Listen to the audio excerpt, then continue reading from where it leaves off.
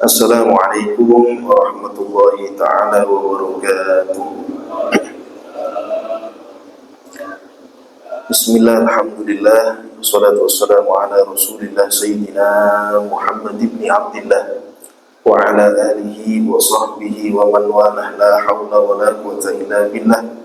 Rabbi shrah li sadri wa yassir li amri wa hlul 'uqdatam min lisani yafqahu qawli. Amin Allahumma amin. Alhamdulillah. Hadirin wal hadirat yang dirahmati Allah Subhanahu wa taala, alhamdulillah, puji syukur kita haturkan kehadirat Allah Subhanahu wa taala yang tiada henti-hentinya melimpahkan berbagai macam nikmatnya kepada kita, wabil khusus nikmatul iman, nikmatul Islam, nikmat bisa kembali beribadah dalam keadaan sihat wal afiat. Semoga insyaallah duduknya kita di tempat ini menjadi satu sebab Allah Subhanahu wa taala mudahkan semua urusan kita. Allah Subhanahu wa taala kabulkan hajat-hajat kita dan keluar dari tempat ini insyaallah Allah Subhanahu wa taala ampuni dosa-dosa kita. Amin amin ya rabbal alamin. Salawat dan salam semoga tercurahkan kehadiran Nabi besar Muhammad sallallahu alaihi wasallam beserta semua keluarga beliau, sahabat beliau, dan orang-orang yang istiqomah mengikuti jalan beliau. Hadirin wal hadirat yang dirahmati Allah Subhanahu wa taala, disebutkan di dalam satu hadis Rasul sallallahu alaihi wasallam, "Man salaka tariqan yaltamisu fihi ilman sahhalallahu lahu tariqan ilal jannah." Barang siapa yang dia ini menempuh satu jalan untuk mencari ilmu, untuk belajar tentang ilmu syariat, maka Allah mudahkan jalannya menuju surga. Kata para ulama, hadis ini menunjukkan betapa agungnya kedudukan orang-orang yang mencari ilmu, Bapak Ibu. Jadi duduknya kita di tempat ini sebetulnya kita ini secara tidak langsung berjalan menuju surganya Allah Subhanahu wa ta'ala. Kenapa? Karena dengan orang itu belajar, maka ibadahnya semakin baik. Dia akan lebih memahami bagaimana syariat ini kemudian diatur sedemikian rupa oleh Allah Subhanahu wa ta'ala, mencakup berbagai aspek kehidupan kita, mulai dari sosial, dalam beragama, apalagi dalam bernegara, semuanya diatur sedemikian rupa oleh Allah Subhanahu wa taala. Maka beruntung orang-orang yang bisa menambah kualitas keilmuannya, karena akan juga bertambah kualitas ibadahnya. Semakin bertambah kualitas ibadahnya, semakin baik kualitas hidupnya. Bukan cuma di dunia, sampai kelak di akhiratnya Allah Subhanahu wa ta'ala.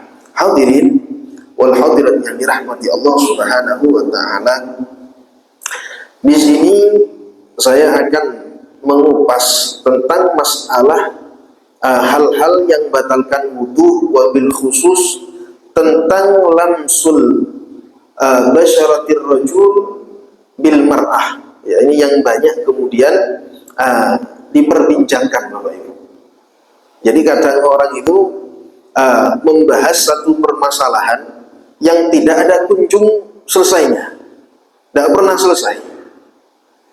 Kenapa? Karena tidak dikaji akar permasalahannya berangkat dari mana. Makanya di Basul Masail itu, di musyawarah di pondok-pondok pesantren itu bakal dikupas begitu detail, mulai dari akar permasalahannya, mendatangkan para ahli, ya, dan semacamnya. Satu contoh Sonhoreg, Bapak Ibu. Ya, Sonhoreg itu dulu waktu rame-ramenya itu mendatangkan dari pihak medis, kekuatan suara sekian itu kira-kira merusak pendengaran apa enggak. Kemudian mendatangkan dari beberapa ahlul ibrah namanya, para medis, para pakar, sehingga kemudian bisa diselesaikan.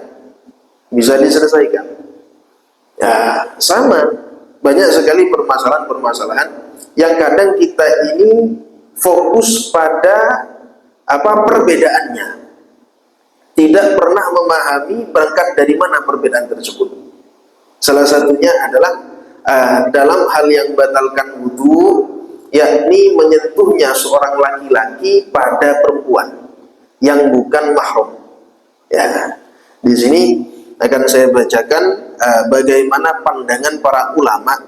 Kenapa kok bisa timbul perbedaan? Ya, sebagian dari saudara-saudara kita itu ada yang sangat getol, ya, di dalam masalah lamsur rajul ini, ya, menyentuhnya kulit laki-laki pada perempuan itu hukumnya batal, pasti batal. Sebagian yang lain itu mengatakan tidak batal. Nah, ini yang tidak paham akal permasalahannya akan saling serang-serangan, saling menyalahkan. Nah, di sini hadisnya akan kita bahas, ya, di pagi hari ini. Bismillahirrahmanirrahim. Ya, di hadis yang ke-64 dari kitab Bulughul Maram. Saya ngambil keterangan dari syarahnya, yakni kitab Ibanatul Ahkam. Kitab Ibanatul Ahkam. An Aisyah radhiyallahu anha anna Nabiy sallallahu alaihi wasallam qabbala ba'd nisa'ihi thumma kharaja ila as-salati wa lam yatawadda. Diriwayatkan dari Sayyidah Aisyah bahwasanya Rasul sallallahu alaihi wasallam beliau mencium istrinya, sebagian istrinya, kemudian beliau pergi untuk sholat dan beliau tidak wudu. Ya, Rasulullah itu mau pergi ke masjid begitu. Sebelum pergi ke masjid mencium istrinya, mencium kening istrinya, kemudian beliau sholat tanpa wudu. Di sini akhrajahu Ahmad, Imam Ahmad mentakhrij hadis tersebut, wa dha'afahu Bukhari, namun Imam Bukhari menganggap hadis ini dhaif. Hadis ini dhaif dari beberapa alasan, nanti akan kita bahas. Al-makna al-ijmali, makna dari hadis ini kata para ulama, lamma kana nabiyuna sallallahu alaihi wasallam khataman nabiyyin wal mursalin fala tashri'a ba'dah yu'assas wala wahya ba'dah yunzal. Ketika Nabi sallallahu alaihi wasallam menjadi seorang nabi yang menutup dari kenabian, sebagai penutup dari kenabian dan para rasul, maka dipastikan tidak ada syariat lagi setelahnya. Tidak ada lagi, ya. Tidak ada lagi.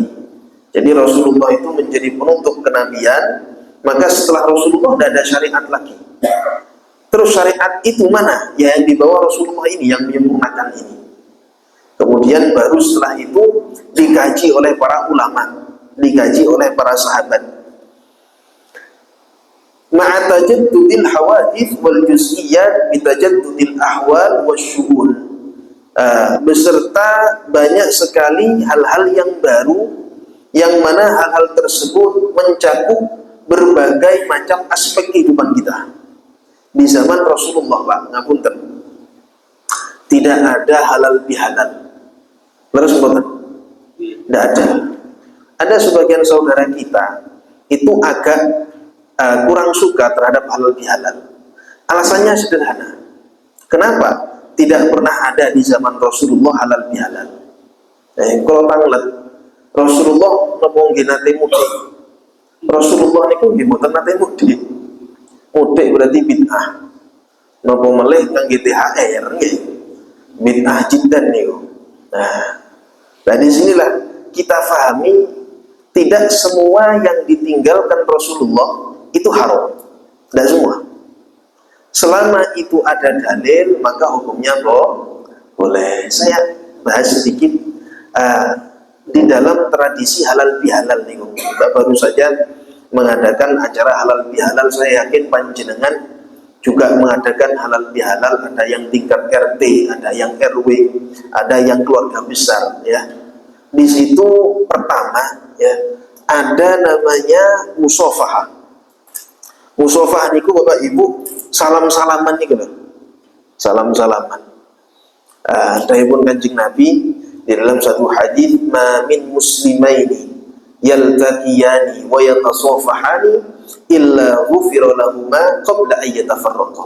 Tidaklah ada dua muslim, kata Rasulullah, yang mereka berjumpa, atau muslimah yang mereka berjumpa kemudian berjabat tangan, kecuali Allah Subhanahu wa taala ampuni dosa mereka sampai mereka ini berpisah dari satu majelis, dari majelis tersebut.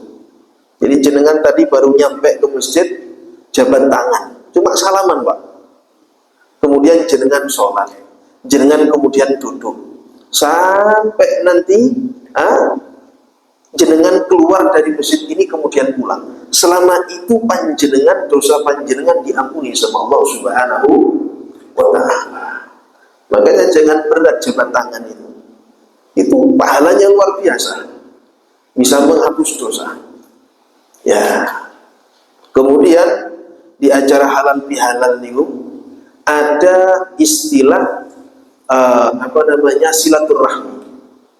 Katanya Rasulullah, man ahabba ayyuwassi'a rizqah wa yunsa'a atharah falyasil rahimah. Barang siapa yang mau, yang ingin, yang cinta untuk rizkinya dilancarkan sama Allah, kemudian umurnya dipanjangkan sama Allah, maka sambunglah silaturahmi. Lah, acara halal bihalal niku Pak, kadang itu ada saudara yang sudah tahunan tidak pernah ketemu. Terus banyak saudara-saudara yang sudah lama tidak pernah ketemu sama kita. Lah, di acara halal bihalal itu kita ketemu, bisa silaturahmi. Ya, disitulah yang disebut sama Rasulullah, bisa melancarkan rizki, memanjangkan usia.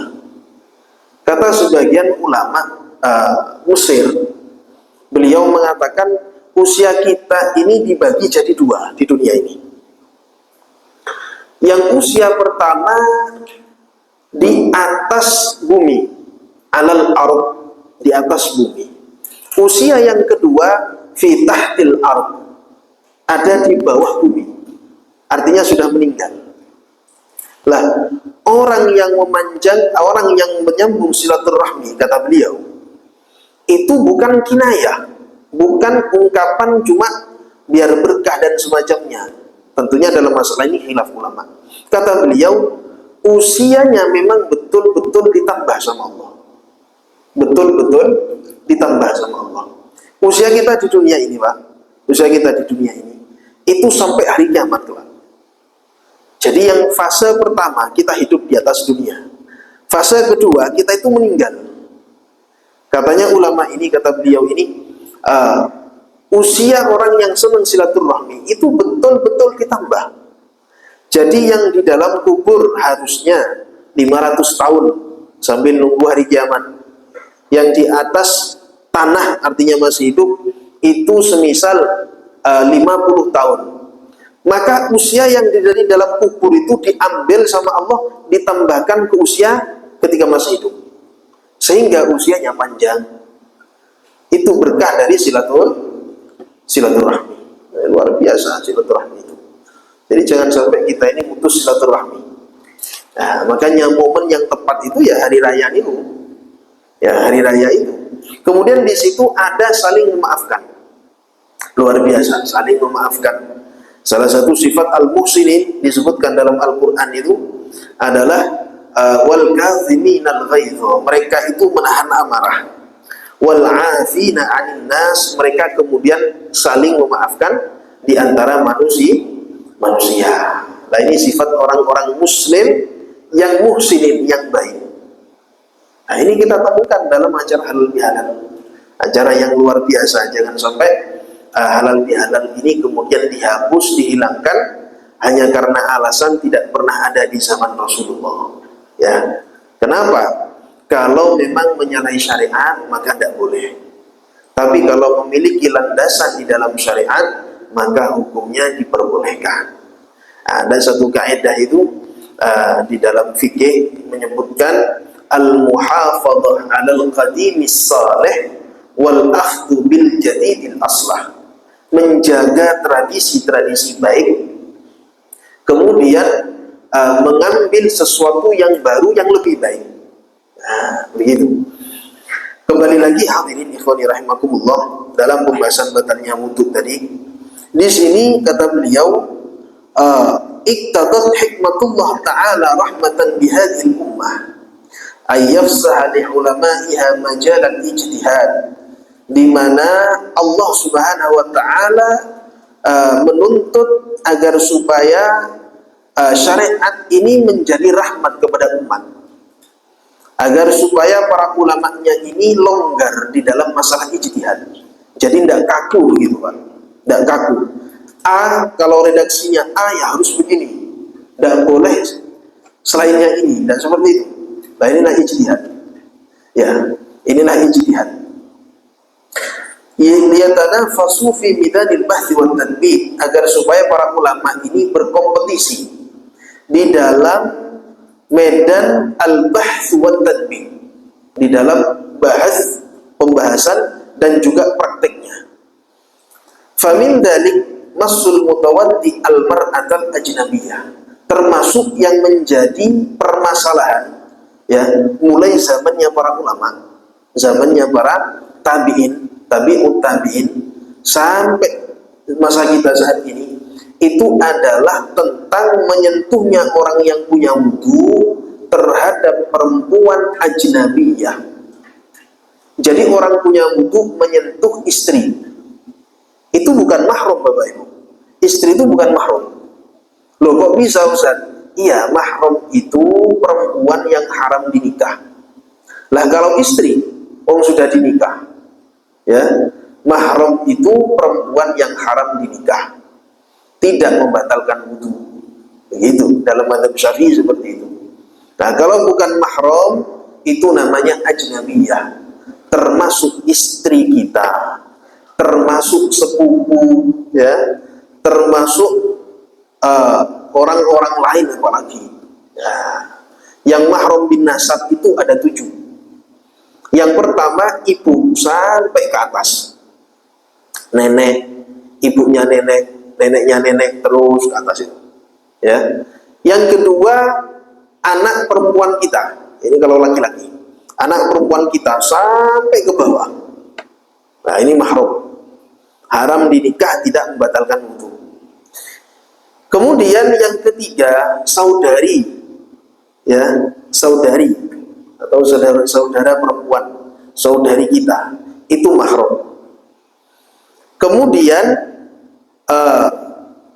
anak dari saudara, anak perempuan dari saudara kita, anak perempuan dari saudara kita, ini mahram, berarti keponakan. Anak perempuan dari saudari kita yang kelima, itu keponakan juga, itu mahram. Yang keenam, bibi dari ayah. Yang ketujuh, bibi dari ibu. Ini semuanya mahram, haram dinikah, nyentuhnya tidak membatalkan wudu. Begitu. Selain itu namanya ajnabiyah, perempuan lain. Nah disinilah kemudian menjadi satu permasalahan, ketika ajnabiyah itu dinikah bagaimana? Artinya menjadi istri kita, bagaimana? Nah ini dibahas sama para ulama. Faminhum, ya, famin dalik masul mutawaddi al-mar'atal ajnabiyah bila hail.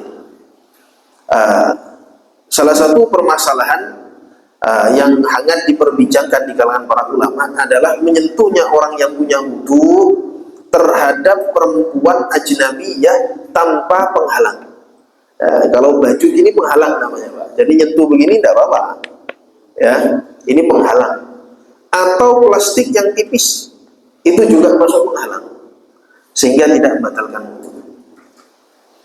Faminhum man ja'alahu ghairu nakid mutlaqan. Sebagian ulama beranggapan tidak membatalkan wudu sama sekali, sama sekali. Wa hujjatuhu ma yadullu alaihi hadzal hadis. Dalil yang digunakan oleh mereka adalah hadis yang disebutkan tadi, ketika Rasul sallallahu alaihi wasallam berangkat keluar dari rumah beliau untuk melaksanakan sholat, Rasulullah ini mencium daripada kening istrinya. Kemudian Rasulullah sholat tanpa wudu. Dalilnya tadi. Ya. Kemudian summa khuruj ila shalah min ghairi tawaddu wa hamlil lamsi fi ayat. Kemudian dalil yang kedua adalah ayat aula mastumun nisa. Di dalam Al-Qur'an surat An-Nisa itu kalau tidak salah di ayat ke-43, di situ ada ayat yang menjelaskan tentang masalah orang yang melakukan satu sebab hadas begitu. Kemudian dia ini tidak menemukan air, maka hendaknya tayamum. Disebutkan ya, wa minkum marda aw safarin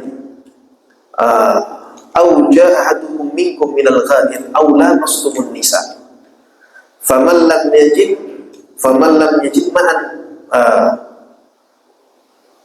Di situ disebutkan yang pertama tentang orang yang mardo ini sakit. Kemudian orang ini melakukan safar, perjalanan, atau orang yang kembali dari kamar mandi, WC. Lalu di situ ada ayat aula mastumun nisa, orang-orang yang menyentuh perempuan. Fa in lam tajidu ma'an fatayammamu sa'idan thayyiban. Kalau kalian tidak menemukan air, maka boleh tayamum. Ayat ini mengindikasikan orang yang melakukan hadas seperti kencing, kemudian buang air besar, kemudian menyentuh perempuan, kemudian atau dalam safar ya, atau sakit. Orang-orang semacam ini dia boleh mengganti wudunya dengan tayamum. Maksudnya begitu. Namun ada perbedaan di dalam memahami ayat aula mastumun nisa, yakni menyentuh perempuan. Di sini alal jima, jumhur ulama itu mengatakan menyentuh itu bukan cuma menyentuh saja, tapi yang dimaksud adalah berhubungan suami istri. Kalau berhubungan suami istri maka batal wudu. Ini pendapat jumhur ulama kecuali Imam Syafi'i. Menurut Imam Abu Hanifah, menurut Imam Malik bin Anas, menurut Imam Ahmad bin Hanbal, kecuali Imam Syafi'i. Ya.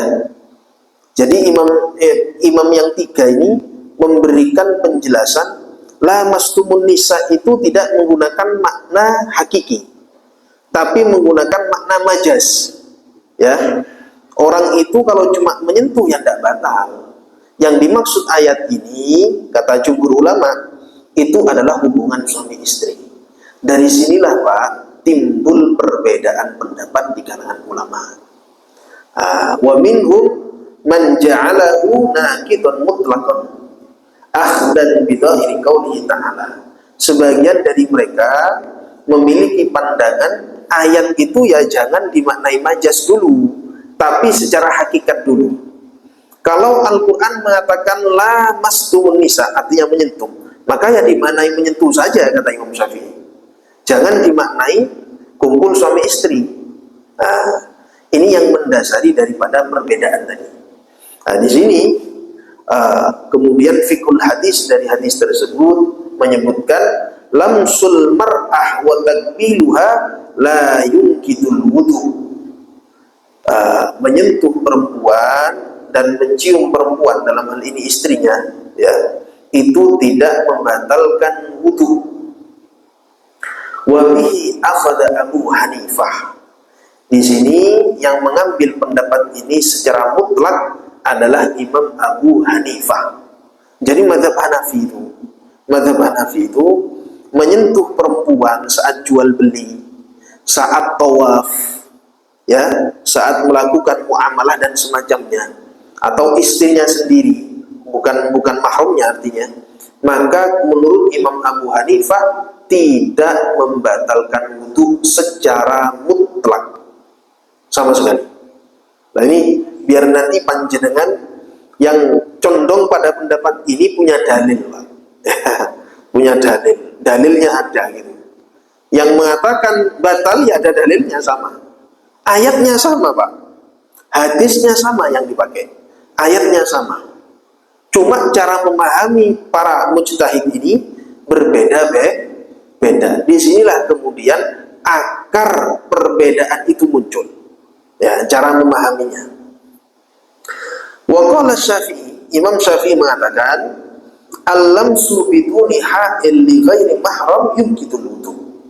Kata Imam Syafi'i, menyentuh tanpa penghalang bagi selain mahram itu dapat membatalkan wudu.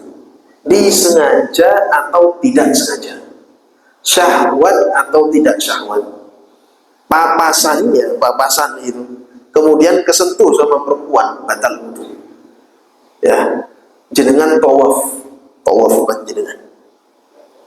Tawaf itu kan desek-desek kan, Pak.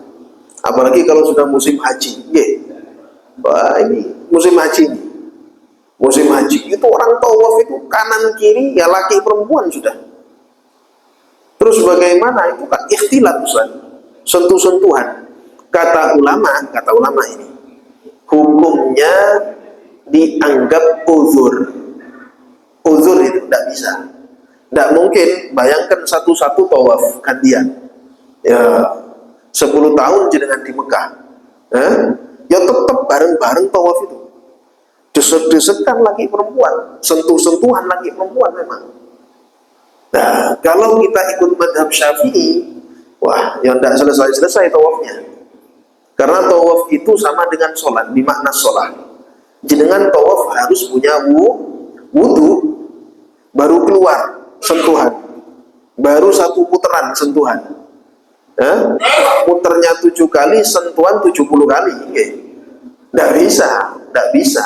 Nah, makanya biasanya sama mutawif itu, sama guide-guide-nya itu diarahkan biasanya agar supaya mengikuti mazhab yang mengatakan bersentuhan dengan perempuan tidak membatalkan wudu.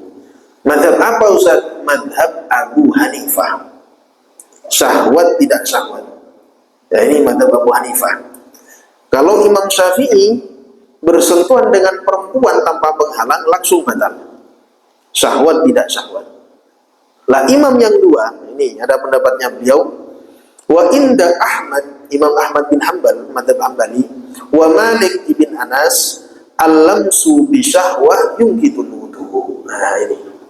Menurut Imam Ahmad dan Imam Malik, menyentuh perempuan dengan syahwat, perempuan lain dengan syahwat, maka membatalkan wudu. Kalau tidak syahwat, Ustaz, tidak membatalkan wudu. Ini pendapatnya Imam Malik dan Imam Ahmad. Madhab Maliki, madhab Hambali. Nah, di Mekah ini, di Saudi Arabia, madhab mayoritas ulamanya mereka menganut madhab Hambali. Itu kebanyakan dari mereka, Bapak Ibu, memang condong kepada madhab Hambali. Ya, madhab Hambali. Salah satunya adalah fatwanya tidak menyentuh perempuan, tidak membatalkan wudu selama tidak syahwat. Wah, bagaimana Ustaz syahwat itu kita bisa mengukur? Ada ukurannya syahwat ini. Ada ukurannya. Ya, kalau laki-laki dianggap syahwat itu kalau intisyarud dzakar. Maaf, ini kita bahas fikih Bapak Ibu. Kalau bangun ya, bagi laki-laki itu dianggap syahwat. Kalau tidak sampai bangun, Ustaz, tidak syahwat berarti. Nah, ini fikih. Ya, ini fikih. Kalau perempuan mailul qalbi. Jadi perempuan itu kalau ada kecondongan, perempuan lihat laki-laki kok seneng, ada kecondongan, ini syahwat. Ini syahwat. Kalau laki-laki tidak. Kalau laki-laki cuma kecondongan begitu belum syahwat. Baru kalau sudah bangun maka syahwat itu. Nah, ini kalau fikih bicaranya seperti itu.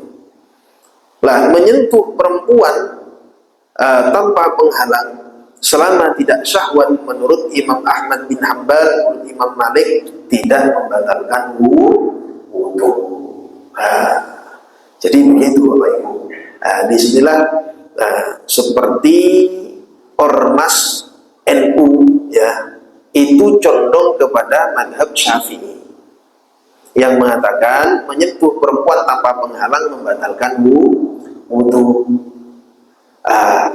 Kalau seperti Muhammadiyah itu condong kepada mazhab Hanafi, Maliki sama Hambali yang mengatakan menyentuh perempuan itu bersentuhan langsung itu tidak membatalkan wudu. Jadi akar masalahnya dari tadi itu, dalil tadi itu, cara memahaminya. Makanya kata sebagian kiai itu, orang NU itu kalau semakin NU itu kayak Muhammadiyah. Orang Muhammadiyah semakin Muhammadiyah kayak orang NU. Kenapa? Karena wawasannya terbuka, Bapak Ibu. Jadi mereka itu bisa menerima dalil. Beda dengan orang-orang yang sudah pokoknya harus A, yang lain salah. Nah ini repot kalau kayak gini. Jadi kalau kita mengerti dalilnya itu, oh begitu ternyata. Sehingga kita ini, ngapunten, kalau bahasa orang Jawa legowo. Saya mengatakan ini batal, punya dalil. Saudara saya yang mengatakan tidak batal juga punya dalil dan sama-sama benar. Ngoten nggih? Ini sebagai wawasan kita bahwasannya perbedaan-perbedaan yang terjadi di kalangan masyarakat ini tidak lebih kecuali seputar furu'us syariah. Tidak ada yang sampai menyentuh ranah akidah.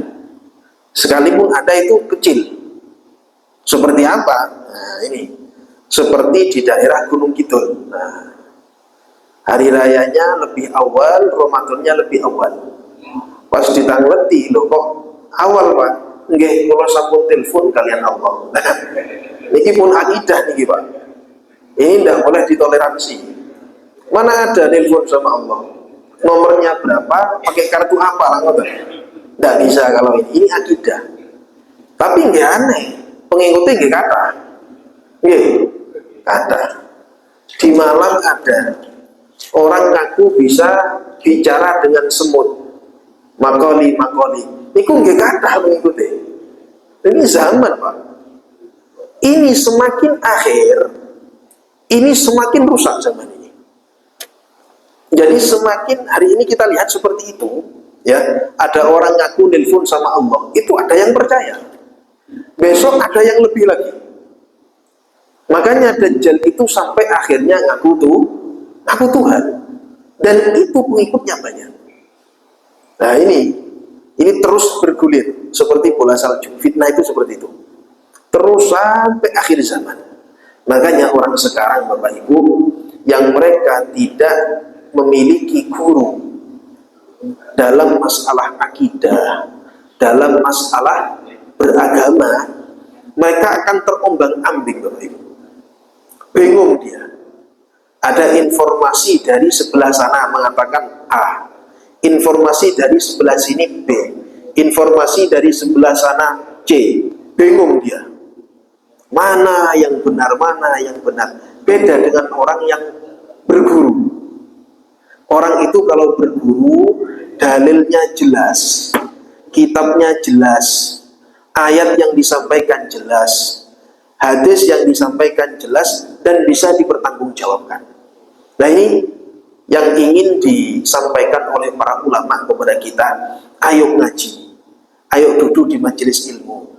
Orang yang duduk di majelis ilmu tentu beda dengan orang yang tidak duduk di majelis ilmu. Nah, hadirin wal hadirat yang dirahmati Allah Subhanahu wa taala. Maka persaudaraan ini penting Bapak Ibu. Kita ini jangan mau dibodoh-bodohi. Sekarang ini sudah zamannya orang itu gampang kepancing emosi. Ya. Kenapa? Satu, ya keadaan sudah kayak gini. Keadaan sudah genting lah bahasanya. Semua apa-apa mahal. Ya, sambat. Orang jualan es teh yang 3.000 sekarang 4.000. Laras benar. Plastiknya larang. Masuk akal. Semuanya mahal. Jadi orang itu kadang gampang kepancing, gampang emosi, gampang marah. Akhirnya apa? Berantem sama orang. Ini, nah kita harus bisa jadi orang yang maaf-maaf, orang yang tidak ikut meributkan hal-hal seperti itu. Kata guru saya, Allah yang ngasih makan kita 10 tahun lalu itu sama dengan Allah yang ngasih makan kita hari ini, dan tetap sama dengan Allah yang akan ngasih kita makan 10 tahun besok. Artinya apa? Semuanya itu sudah diatur sama Allah Subhanahu wa ta'ala. Tidak perlu kita gusar, kita bingung, demo ini, tidak usah. Jenengan waktunya sholat, ya, subuhnya usahakan berjamaah. Orang sholat subuh berjamaah itu Bapak Ibu fi dhimmatillah, dalam tanggungan Allah Subhanahu wa ta'ala. Tidak usah khawatir. Nanti jam 6:30, jam 7 sholat duha. Setelah itu yang kerja berangkat kerja, yang ngajar berangkat ngajar, sama seperti biasa. Nanti sempatkan waktunya baca Al-Quran, baca sholawat ala Nabi. Masuk waktu zuhur, sholat zuhur. Sudah, tidak usah bingung kita, tidak usah sumpah. Nanti Allah yang ngatur semua. Nah begitu. Yang terakhir, hadirin ikhwani rahimakumullah, ada satu riwayat hadis Rasulullah SAW di mana Nabi berkumpul dengan para sahabat saat itu.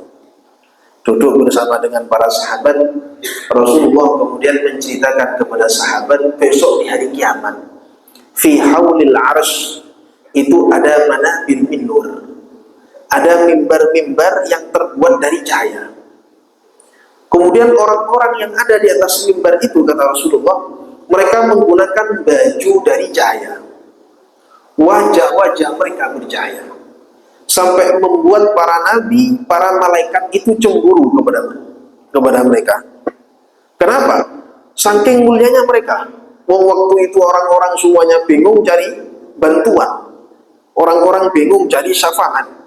Ada orang-orang sama Allah ditempatkan di atas mimbar-mimbar dari cahaya, padahal mereka bukan nabi, mereka bukan ulama, mereka bukan orang-orang yang diistimewakan ketika di dunia, bukan.